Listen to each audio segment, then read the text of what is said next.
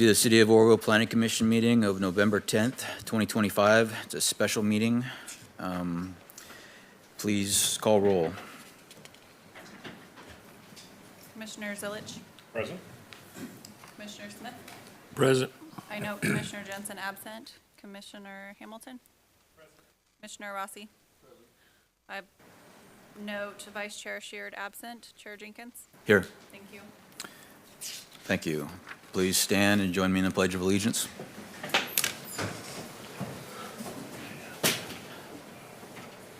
Salute. Pledge. I pledge allegiance to the flag of the United States of America and to the republic for which it stands, one nation, under God, indivisible, with liberty and justice for all. Thank you. Please be seated.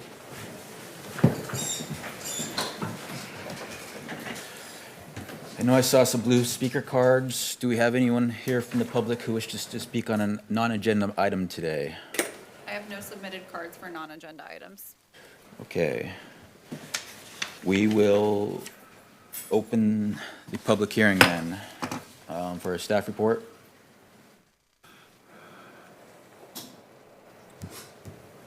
Item 1.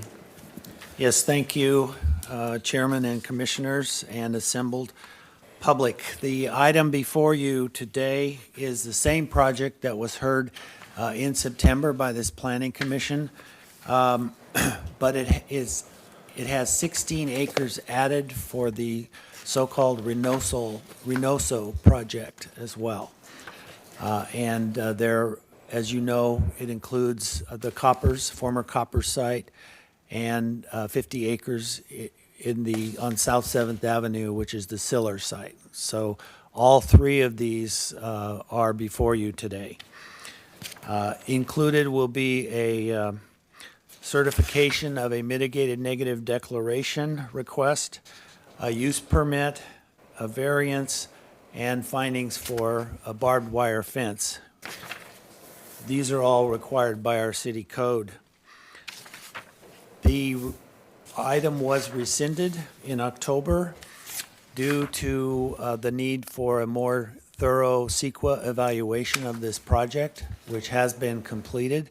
And before you is the mitigated negative declaration, which has gone out for appropriate public review and comment. 4 comments were received. Those are all in your packet. Presumably you've reviewed them. If questions, I can go over them.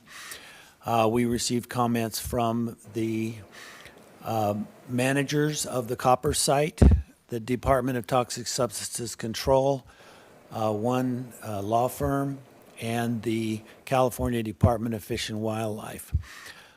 All of the comments were deemed not to require further analysis in the mitigated negative declaration, except our biologist has suggested that one of the mitigation requirements, one of the mitigation measures, which involves pre-construction surveys for bird species, include the tricolored blackbird, which is not known to exist in this area, but one biologist says that he did see some. So being ultra conservative, the recommendation is to do a 500 yard survey for that before construction. The conditions that you have before you are very similar to the ones that were presented to you before, but now include the mitigation monitoring and reporting program, which has a number of mitigation items in it from the mitigated negative declaration. Those would be part of the conditions. The last week, the building plans were submitted for the Sillers site, the South 7th site. And as you know, the solar arrays need to be modified pending biologist and other mitigation requirements. And the new layout for solar panels is very similar, but it does have the recommended 25-foot buffer setback from all the edges of all the drainage ditches that line the project. We have here before you two options. We do request that you certify the mitigated negative declaration first. That is resolution number 23, and that is on page 64 of your packet. The second thing is that we give you two options. One is the applicant has applied for all three sites. The mitigated negative declaration does cover all three sites, so all of the environmental issues that might be involved there. And it is recommended that wetland buffer areas in all the areas, including the Copper site and the Reynoso site, be avoided. Applicant has agreed to do that, and will, at time of building permit, apply for some reduced panel configuration than the ones that you have seen. So the first option is to approve all three sites with this use permit and the variance and the fence findings. And the second option is, if this is of some concern to you, you're still a little bit concerned about the Copper site and the Reynoso site, those will have to undergo probably 60 days of review by the Department of Toxic Substances Control once the building plans are put together to make sure that they leave access for the monitoring wells that are there and avoid all the other sensitive areas that have been defined on this site, and continue to work with them. If you approve all three, then you would be delegating to staff the coordination of all of this to follow up as needed. The other option is, if that is not comfortable to you, if you still want to re-review the Copper site and/or the Reynoso site in the future, option 2 is just to approve the Siller site, the South 7th site, the 50 acres there, for which they have current building plans submitted, and then the others would follow later. So those are the options. Staff recommends option 1 and certifying the mitigated negative declaration. Applicants are online. They're all in Europe right now, and probably available. And then there will be others who want to comment. So unless you have any questions, that concludes the staff report. Thank you. Would one of the applicants like to speak?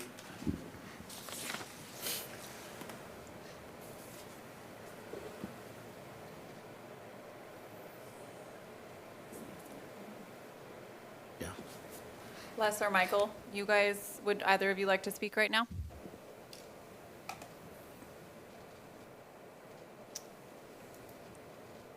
All right, give me just one moment. It looks like Les does want to speak.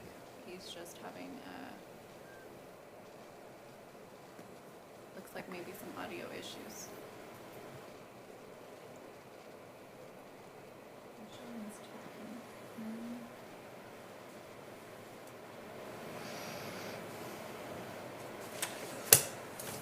Hi Les, it shows us here as you talking on this end for Zoom, but it's not coming through. Do you have yourself muted anywhere? I don't think we're muted on our side. While she's working on that, there is one thing I neglected to mention that I should. One of the questions that came up with the CEQA was that, is this site part of a larger project that includes the potential future biomass plant at the former Poppy plant? It is not. It is completely separate. The applicants are doing this project, and they are not contingent upon each other, so they're entirely separate from the CEQA standpoint. Time-wise, location-wise, and who their customers will be, et cetera, they're all different. So.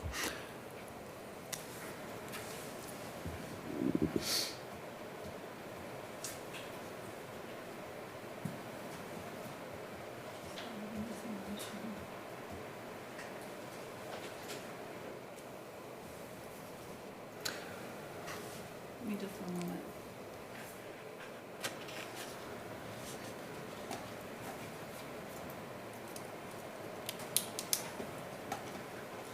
Should they go with public comment while you're trying to work that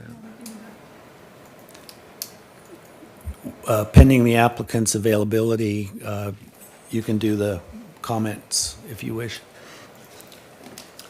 We will open public comment. Do we have any public speakers on this item?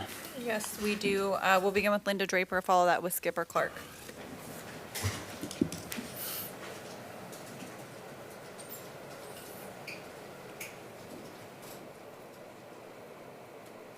I went off in a hurry, so I had to have my husband scan what was in the printer. And I'm going to try to read this because I know I only have 3 minutes and I don't want to take up too much time. Since it says the copper site is part of this option 1, I'm kind of addressing that area. We are very concerned, many of us, we have about 70 in our group, Dioxin Education Committee members, very concerned about this whole entire project. And the concern is not just with all of the additional pollution and things, but the dioxin is a huge issue. And the city has only had one public hearing, and it was in August. We're now in November. I finally got the date. The next one's December 8th. So we plan to show up at that. We're hoping it would be a format where we could all participate and not have a top-down presentation by people that want to make a buck off of Oroville. And so anyway, I wanted to share with you a couple of things. The DA, Mike Ramsey, spoke at the August town hall, and he emphasized that that site on South Fifth Avenue is still infested with dioxin, okay? Horribly carcinogenic, gets into the soil, the air, and the water, okay? And there was a lot of trouble with that previous plant that was shut down in 2012. My husband's a retired journeyman electrician. He's worked on 6 biomass plants in Washington, Oregon, and California. He said, and he's visited that site on South Fifth, his concern is all the tailings beneath that plant. And even if there's concrete over them, these porous rocks, they're going to, any heavy rain or flooding, dioxin's going to leach down, down, down into the water, you know, the groundwater.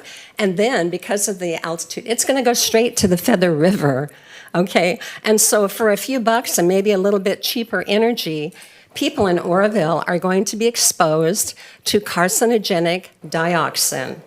And so this is why I'm here. I just want you guys to understand we're not against business coming to Oroville, but we don't want our city polluted for some company in the UK to make money. And so it's a big concern. I have a family member who was diagnosed with cancer 3 months ago and just found out today that 3 months of chemotherapy has not worked. And he grew up here in Oroville, you know. Maybe you guys would pause this project so other people don't have to go through this. Thank you. Thank you. Just to be clear, you're speaking about the biomass project, not the solar project, correct? Right. But it's been my understanding that this is preliminary to approving that it's kind of a package deal. That's not true? That is not true.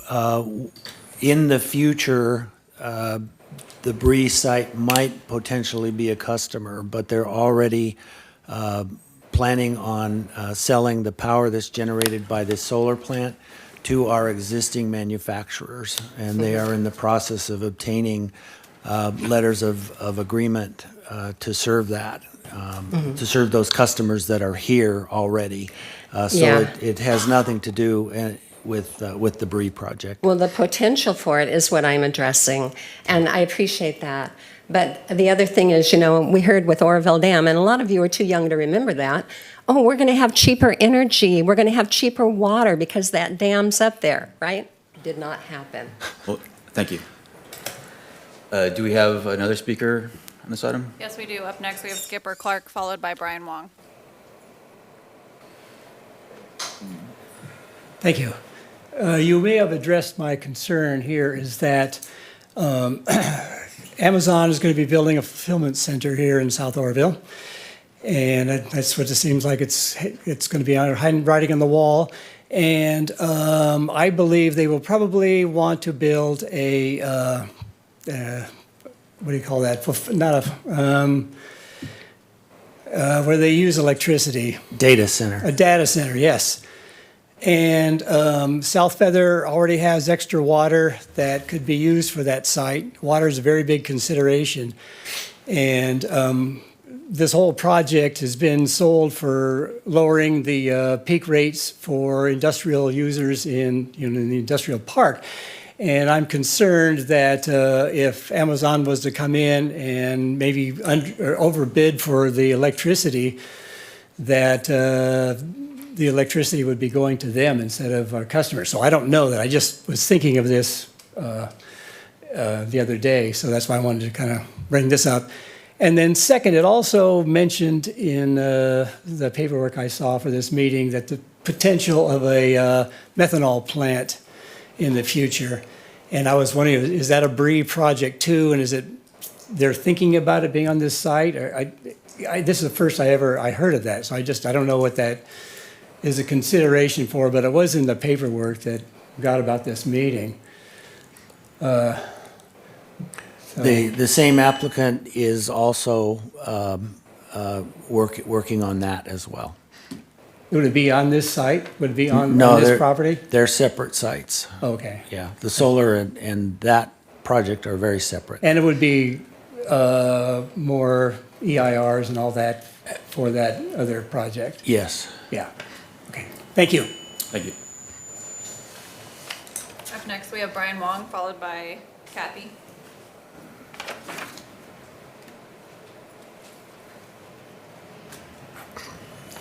Hello, Commissioners and Wes. Clarification before I start speaking, because I don't want to be off track. Are we considering solar only right now and no biomass?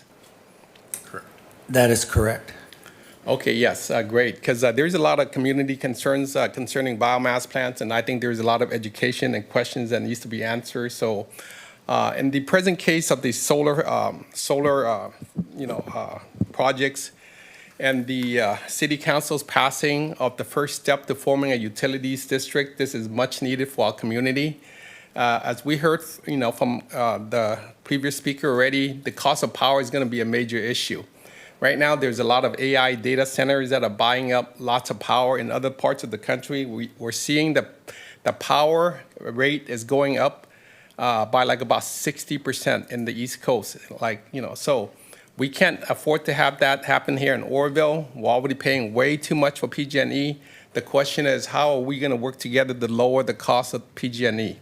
So last Tuesday, the first step was forming our own utility district. So surrounding communities like ours over in Biggs and Smut and Sacramento, they're currently paying about probably half of what we pay. Roseville has a utility district, and I heard that Lodi might have one now too. So those are all the options that we got to look at, see what other cities are doing, because whatever is happening up here is not working for us. Thank you. Thank you. Thank you. Up next, we have Kathy.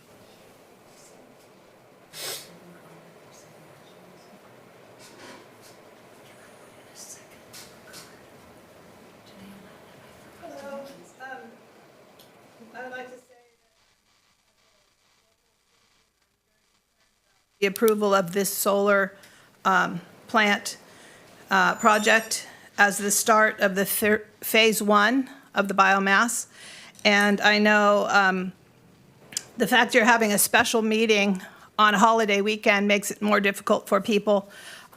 My focus is the environmental justice for the disadvantaged community of Oroville.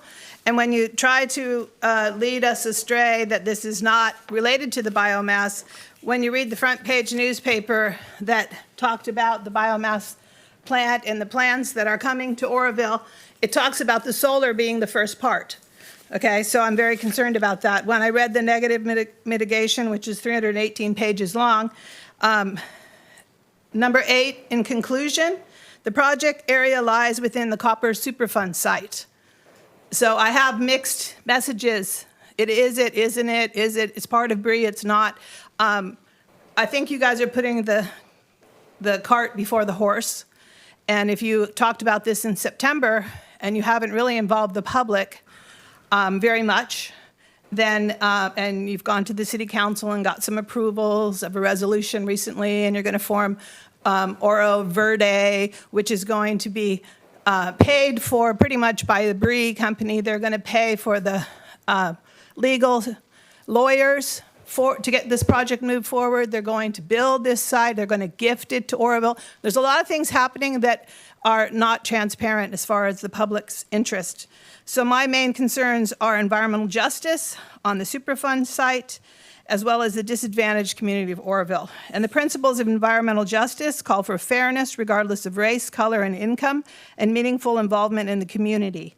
I don't see the South Side at the table in this discussion. I wonder, where is the DA? Where is the Butte County Public Health? Are they at the table? Is Butte County Environmental Health at the table as well? Have you talked to, doctors and nurses and things that have concerns about the impact of stirring up a Superfund site? And in the 318 pages, it says how they'll have a 25-foot buffer from areas that have toxic contamination. So it is well known there's toxic contamination there. If Oroville wants to create energy, which we are supposedly already doing with the dam, and they want to have solar, there are local solar companies that can do it. There are California companies that can do it. We don't need an overseas company to come in and wine and dine our small little town and open up a Superfund site, okay? That was closed for a reason, because it polluted the people. And again, the people are at risk. So I feel like unless you've talked with the public health, unless you've talked with experts, not just the people,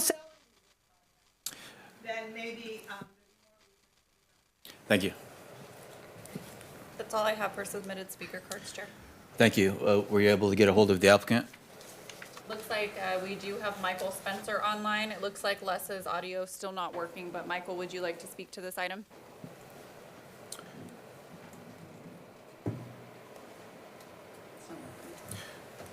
Close the public comment. Can I ask you, could I have like 30 more seconds for something I forgot to say? It's your call. Sure, 30 more seconds. One moment, Michael. I was going to say this anyway. Oh, I'm sorry. Nope. There you go. You're on. Now I'm on. I wanted to make sure that the public is aware that Butte County is number one in a lot of things, but some of them are not so great. We are number one in the state of California for lung cancer rates, number 7 in the state of California for pancreatic cancer. Oh no, that was just the opposite. Number 1, I think, for pancreatic, number 7 for lung cancer. It's also 2nd in the state for the overall prevalence of all cancers. And Butte County's overall cancer rate is 14% higher than the state average.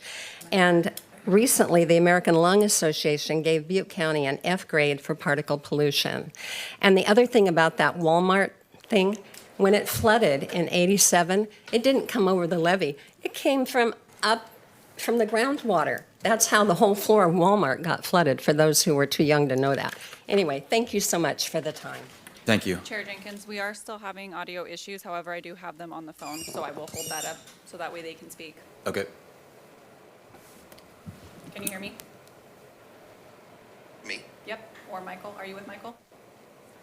No, Michael's, we're not together. Okay. Well, you can speak, Pat. We're having audio issues right now with Michael's. Okay. So can you guys hear me? Yes, we can hear you. Yeah, okay. So I just wanted to point out that the copper site is part of the solar project, but we have spoken with the Department of Toxic Substance Control, the AQMD, and the Department of Public Health and Cal EPA. So there had been, that site is cleared right now to dig down 5 feet, and they are not digging down at all. Everything they're doing is on top of the ground. So they're putting concrete ballasts on top of the ground, and all of the electrical will be run through conduits on top of the ground. The only thing that will go down into the ground is fence posts around the perimeter, and they will not be sinking down below 5 feet. Could that be heard by everybody? Yes. Okay. And they are separate. The biomass, we are trying to be transparent. That's why we had the first town hall, and we have another one on December 8th. The biomass project will not be built until 29. There are no permits that are submitted. There'll be plenty of opportunities for the public to participate in additional town halls and to voice their concerns and their opinions. And this is going to be going on for a little while. The biomass, we won't have any permits or any drawings submitted for probably at least a half a year and probably more. Michael might be able to speak to that a little bit better about the timeline for the biomass. But this really can be and should be looked at as a separate thing, because this right here is supporting our public utility to provide power to the neighboring industrial businesses that are down in that area. The biomass may never support microgrid, and it might. We just don't know it. There's still a lot to be worked out at this point. So, I don't know, Michael, if he's on to talk about the timeline, or if the planning commission would like to hear that. So Michael is online. We are just having audio issues. I'm trying to find out what the problem is here with incoming audio from outside sources.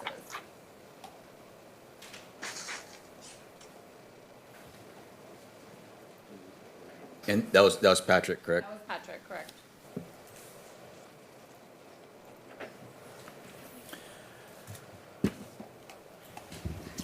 So Pat did mention that we had conversations with all the various state health agencies and environmental agencies. We also have had discussions with the Butte County Health Department about the various potential projects here.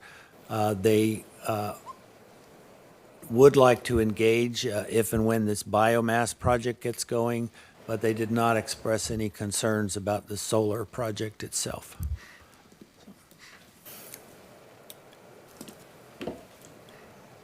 And here as a planning commission, we could only vote what's in our packet. We're not voting on future projects that we don't know will come before us, and this right now is just for the solar.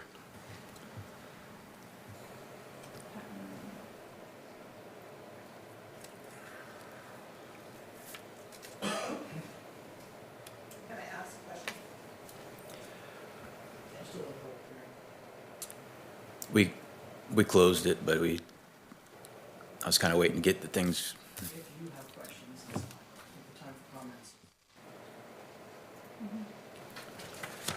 I just wanted to give the applicant a chance to speak, and then we could get a motion.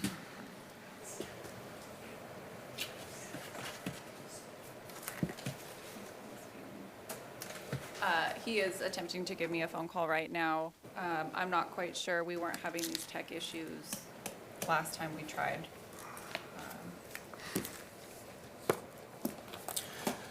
Does commission have any questions of staff? We're waiting. I was there on August. I think John was there too. I was. I thought Patrick did a good job of having everyone speak. I think he went around the room, and I think he did a good job of communication, and I think everyone got to speak if they wanted to speak. So I definitely think that it was not hidden, because definitely there was a lot of people that did speak, for and against. So I think we kind of got a narrative of both sides, at least that way I felt. I don't know if John can speak that, but. I do have the applicant on the line now. Okay. All right, Michael, you're up. Hi, everybody. Yes, good afternoon, everybody. It's Michael Spencer from the BREE team.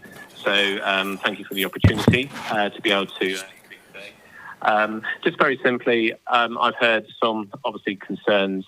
I just want to make the point that the solar plant is not part of the biomass plant. They are separate.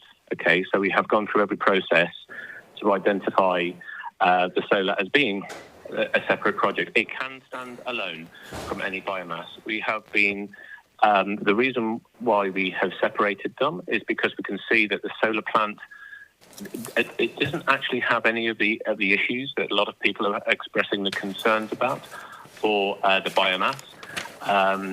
There are no emissions. There's no issues for the city of Oroville. The biomass plant doesn't have those either, and we can talk about those separately, of course. But today it's about the solar plant, and we do see that this is a way of getting cost-effective power with zero emissions to the industry and the people of Oroville, and supporting the new public utility with an energy supply which is cost-effective. The other sources of energy for that are not available. We have invested quite a lot of money. Sorry, I can't hear that so clearly. Apologies. Could you repeat? I'm sorry, sir. You were the only one speaking. Was an echo. Oh, okay. Thank you. So yes, it's a way of getting cost-effective energy to the people of Oroville with absolutely zero emissions, and there should be no concerns. We are not penetrating anything within the Coppers side. We are putting ballast foundations on that ground, and actually the phase 1A of the solar actually sits on a separate site, which is not on Coppers land, we believe. So the point I was just making before I thought someone asked me a question, we are investing in the city. Our intentions are good. We see there is a significant issue with energy across California. You may have hydropower, but that's within the realms of other major utilities who are charging a premium power. And this is an opportunity to give the people of Oroville and the industry of Oroville cost-effective power from renewable sources, and it brings investment into the city, not just from us and our stakeholders and our team of investors, but also it will bring other future industry and opportunities into the city. So it's all with good intentions. We are happy to answer any questions. We have seen that some information has been shared on news items and news articles. A lot of that information is incorrect, and we are happy to answer any questions in that regard. Thank you. Does the commission have any questions for the applicant? Yeah. How much of this power is guaranteed for Oroville? Is it all of it? Or you have 3 sites, right? So what's the plan for Oroville with the power? There are no current plans whatsoever that we have identified. This is for Oroville. The off-taker will be the public utility of Oroville, and the public utility of Oroville will use the supply of our power to then supply industry and eventually residential properties across the city. There is no there's no export of power to other cities or other areas for electricity.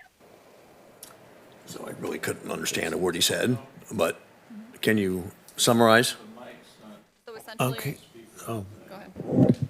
So in summary, the solar off-taker will be the Oroville Public Utility, and the Oroville Public Utility will dispense all the power to Oroville, nothing outside the city or anywhere else. In fact, as a public utility, we would be barred from providing energy to outside of the city limits. So that is the answer that he gave us.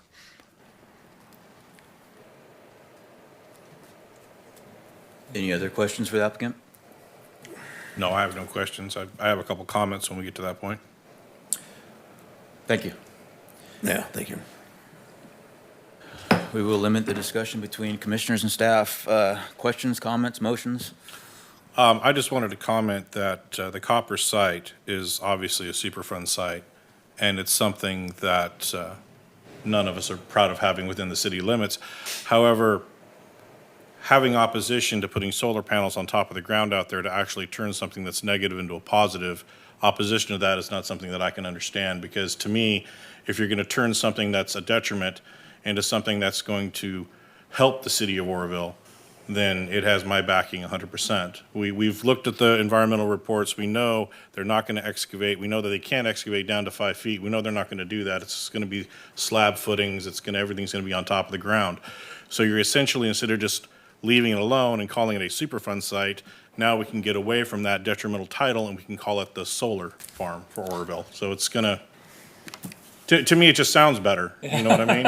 And you're not affecting anything down below. I understand the public concern as far as if we start excavating, is turning all this up and digging into the holes, but that's not happening. We're building on top of the ground. We're turning it into something. So to me, I don't understand opposition to that, but that's just my opinion for that. Well, I mean, there's not much you can do with that site, if anything. I mean, I think they have a weekend or a monthly flea market. Is that right? Yeah. But yeah, I mean, it's basically considered surplus or excess land with really nothing. So to actually get some value out of it and for Orville to potentially get the value added of having that on a site that basically is, again, somewhat worthless. I mean, how long has it been Superfund site for? 50 years, 40 years, 50 years? I don't know. Since I was a kid, so it's Yeah. been a while. We're not gonna go to how many years. You know, and I'm sure that the negative deck took into consideration that this specific development, which they found to be no issue, correct? The final proposed site plan for the solar panels will be carefully scrutinized by the Department of Toxic Substances Control, by US EPA, and by Beazer, who is still the remaining operator there. And they all have facilities that they are maintaining and keeping from being contaminated. And the applicant will be avoiding all of those facilities and only putting solar panels where those agencies and Beazer say they will accept. So when a Superfund site is actually developed, and it could be any Superfund site, is there any ongoing testing at certain points or certain intervals? Do they retest? This will be monitored for many, many years to come, probably decades, by these same entities. There is still active groundwater cleanup going on there at the site, and that will be going on for a long time. There was a groundwater contamination plume that extended south beyond Ophir Road, and that is slowly through the work that's going on, the injection and treatment of water slowly getting smaller and smaller, but it's still there and it'll be there for a long time. So there will be active monitoring going on probably for decades. Thank you. Sounds like we're open for motion. Yeah, I'll make a motion to, first of all, certify the mitigative negative declaration, which is adopting measure 2020, P 2025-23. That's the first one, correct? That is correct. So I'll make the motion for that. I second.